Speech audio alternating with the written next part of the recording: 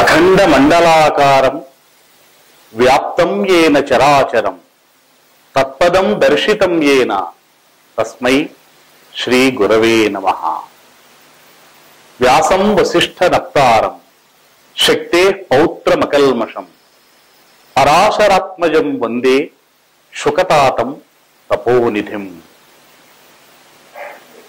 వ్యాస భగవానునికి నమస్కరిస్తూ గురు పూర్ణిమ సందర్భంగా, వ్యాస పూర్ణిమ సందర్భంగా సమస్త ప్రేక్షకులకు, సంస్కృతి ప్రియులకు శుభాకాంక్షలు.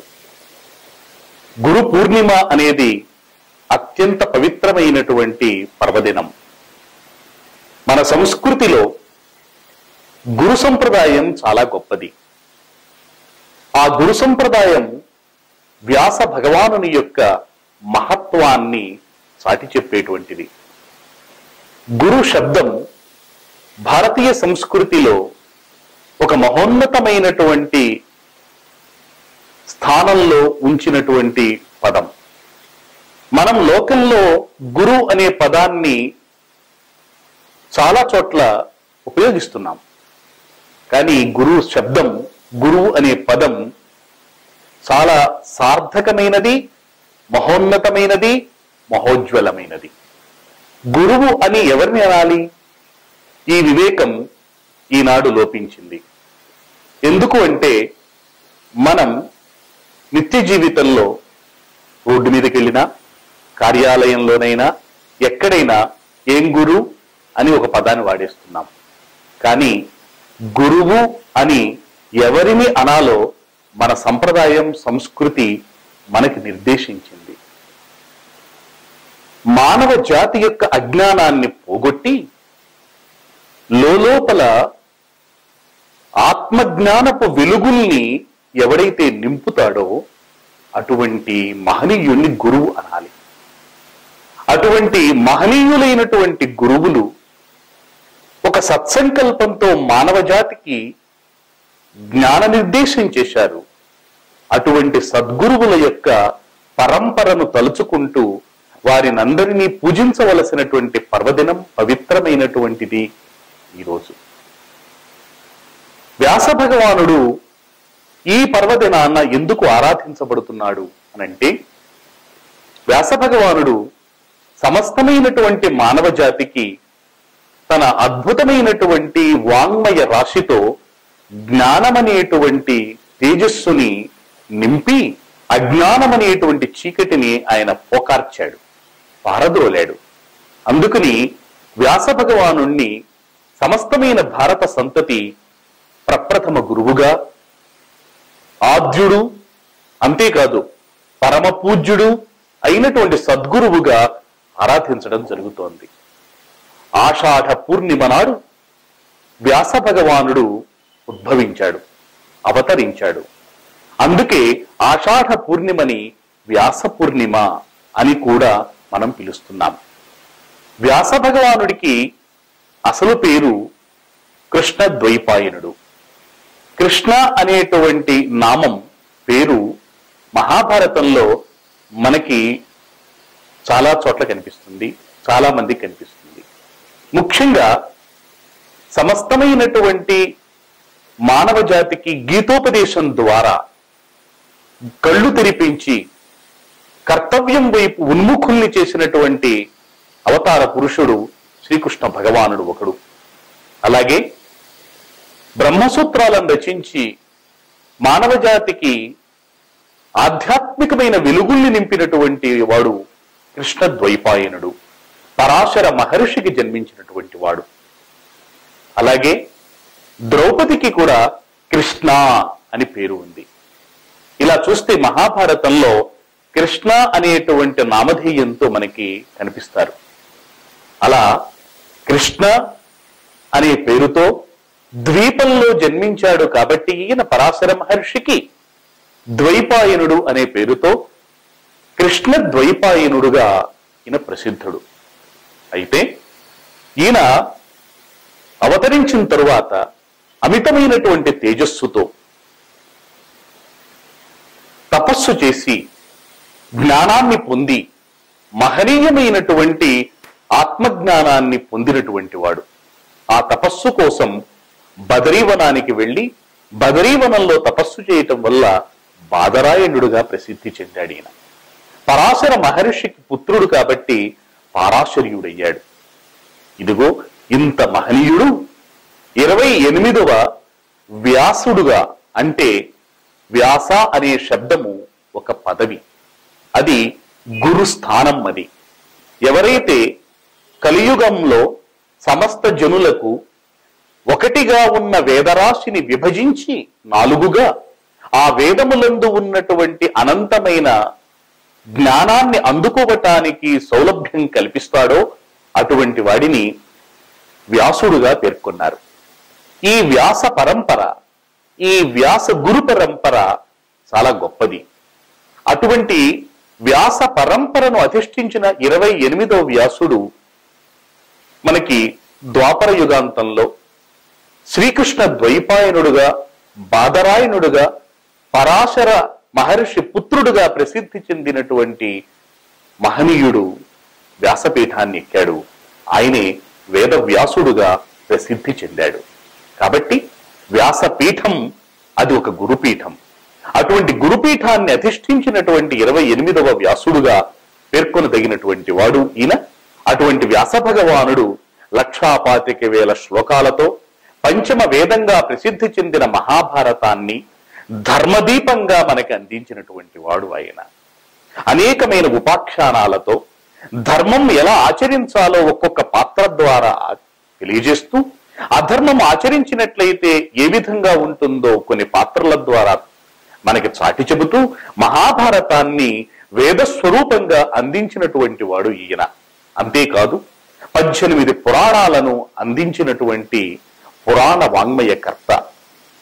ఉపనిషత్తుల యొక్క సారమంతా కూడా చక్కగా మనకి అందించి ఆ ఉపనిషత్ సారభూతములైనటువంటి బ్రహ్మసూత్రాలను భారతీయ వేదాంత శాస్త్ర నవనీతంగా అందించినటువంటి బ్రహ్మసూత్రకర్త ఈయన. అందుకే ఇంత అద్భుతమైనటువంటి జ్ఞాన సముద్రాన్ని ఈ మానవ జాతికి అందించిన మహనీయుడు కాబట్టి వ్యాస భగవానుడు అవతరించినటువంటి ఆషాఢ పూర్ణిమ సమస్త భారత జాతికి కూడా గురు పూర్ణిమగా అది మనకి పరమ పూజ్యమైన పర్వదినంగా వెలుగొందుతోంది. అటువంటి పర్వదినం ఇది. ఈ పర్వదినాన సమస్తమైనటువంటి వ్యక్తులు కూడా గురు పూజ చేస్తారు. ముఖ్యంగా యతీశ్వరులు ఈ గురు పూజను ఆచరిస్తారు.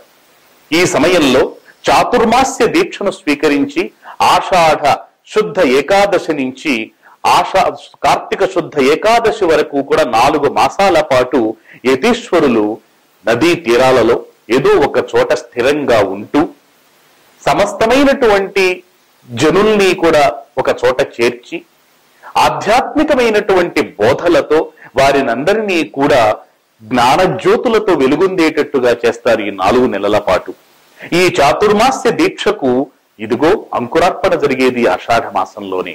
అటువంటి యతీశ్వరులు తమకి గురుస్థానంలో ఉండేటువంటి వ్యాస భగవానుడితో ప్రారంభించి తమకు జ్ఞానబోధ చేసినటువంటి ఆచార్యుడి వరకు కూడా సదాశివ సమారంభాం శంకరాచార్య మధ్యమాం అస్మదాచార్య పర్యంతాం వందే గురు పరంపరాం అంటూ గురు పరంపరను తలుచుకుంటూ వారు పూజిస్తారు.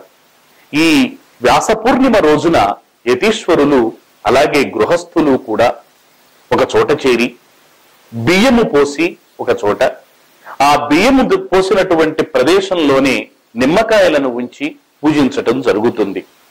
ఈ భూమి మీద పోసేటువంటి ఈ ధాన్యం ఏదైతే ఉందో తమకు దొరికిన ధాన్యం ఏదైనా సరే తీసుకుని ఒక కొత్త అంగవస్త్రం, ఒక నూతనమైనటువంటి వస్త్రం మీద ఆ ధాన్యాన్ని ఉంచి, ఆ ధాన్యం ఉంచిన తరువాత దాని మీద నిమ్మకాయలని ఉంచి శంకరులు, శంకర భగవత్పాదుల వారు, శంకర భగవత్పాదుల వారి శిష్యులైన 4 శిష్యులైనటువంటి పద్మపాదాచార్యుల వారు, సురేశ్వరాచార్యులు, తోటకాచార్యులు, హస్తామలకుడు మొదలైనటువంటి 4 శిష్యులతో కూడిన శంకరాచార్యుల వారిని ఆహ్వానించి ఆవాహన చేసి వారికి పూజలు సల్పి ఆరాధిస్తారు.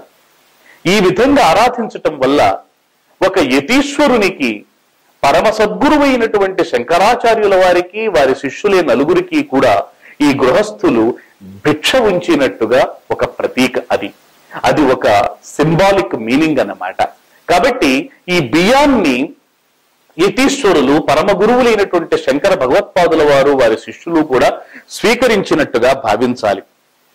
ఈ పూజ పూర్తయిన తరువాత ఆ బియ్యం తలా పిడికెడు తీసుకుని తమ ఇళ్లకు వెళ్ళి తాము నిత్యము కూడా పాకం అంటే వండుకునేటువంటి ఏ ధాన్యమైతే ఉందో ఆ ధాన్యంలో కలిపి ప్రతిరోజు కూడా ఆ ధాన్యంతో వండుకొని ఆహారాన్ని స్వీకరిస్తారు. ఇది సంప్రదాయం.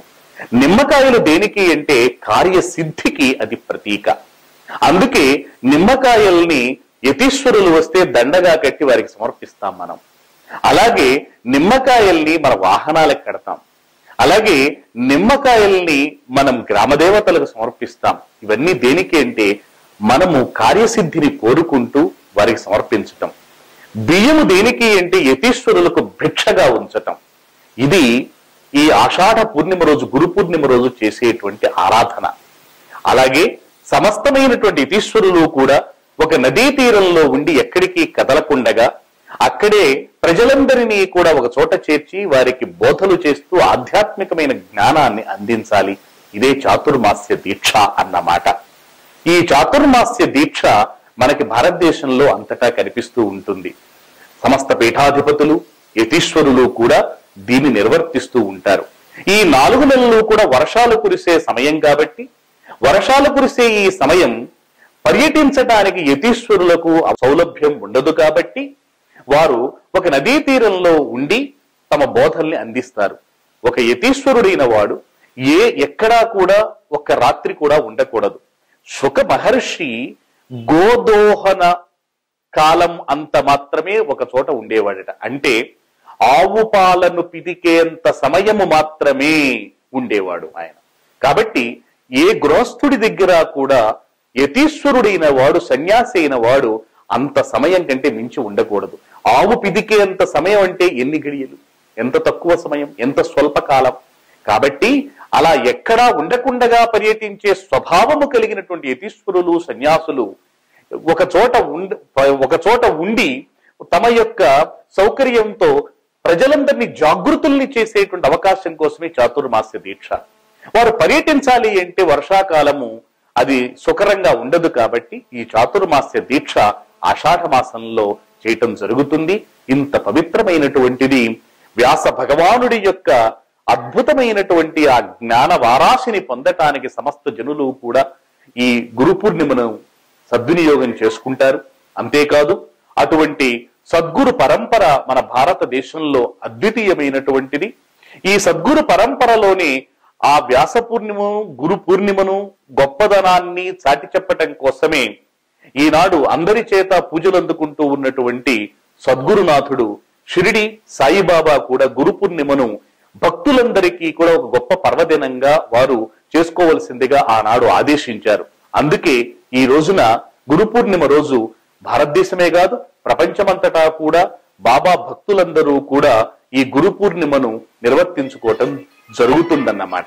అయితే ఈ గురు పూర్ణిమ రోజు మరి సాయినాథుడు అందించినటువంటి ఈ ఉపదేశము ఎంత మహత్తరమైనది అంటే గురువుని సేవించటం ఎలా చెయ్యాలో నేర్పినటువంటి మహనీయుడుగా ఆయన గురువులందరినీ సేవించమని సమస్త మానవ జాతికి కూడా ఒక గొప్ప సందేశాన్ని అందించారు.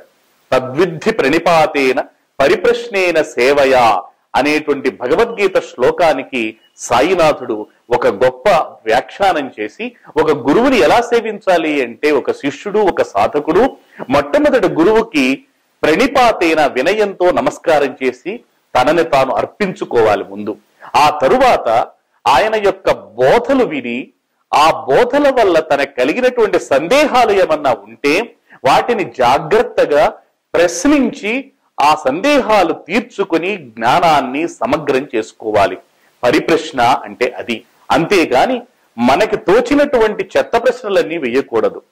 ప్రతి గురువుని కూడా మనము ఒక భక్తితో, శ్రద్ధతో సేవించాలి అనేటువంటి ఒక గొప్ప లక్షణం కలిగి ఉండాలి అనే భావంతోనే నమస్కారం చేయటం, తన్ను తాను అర్పించుకోవటం, అలాగే పరిప్రశ్నల ద్వారా జ్ఞానాన్ని పొందటం, సేవించటం, ఈ 3 రకాల విధానాల ద్వారా గురువులను సేవించాలి అని సాయినాథుడు తన అవతారంలో వివరించాడు.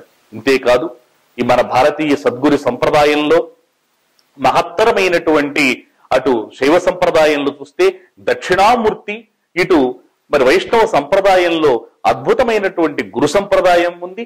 ఈ సంప్రదాయాలన్నీ కూడా గురువు యొక్క సంప్రదాయాన్ని, గురు పరంపర యొక్క మహత్వాన్ని చాటి చెప్పేవి. ఈ గురు పూర్ణిమ పర్వదినాన్ని సద్వినియోగం చేసుకుంటూ గురువుల్ని పూజిస్తూ సమస్త జనులు కూడా శాంతి సౌఖ్యాలను పొందాలి అని, గురు శిష్య సంబంధాన్ని అత్యద్భుతంగా వీరు సద్వినియోగం చేసుకుని సమాజ శ్రేయస్సుకి తోడ్పడగల ఒక సంప్రదాయము, సంస్కృతిని పరిరక్షించుకుంటూ ముందుకు సాగాలి అని చెప్పి ఈనాడు సమస్తమైనటువంటి సంతులు, సద్గురువులు, ఈ లోకంలో ఉండేటువంటి సాధకులు, తపశ్శక్తి సంపన్నులు అందరూ కోరుకుంటున్నారు. సద్గురవే నమః. సమస్త లోకా సుఖినో భవంతు, మా కశ్చిత్ దుఃఖ భాగ్ భవేత్. ఓం శాంతి శాంతి శాంతి.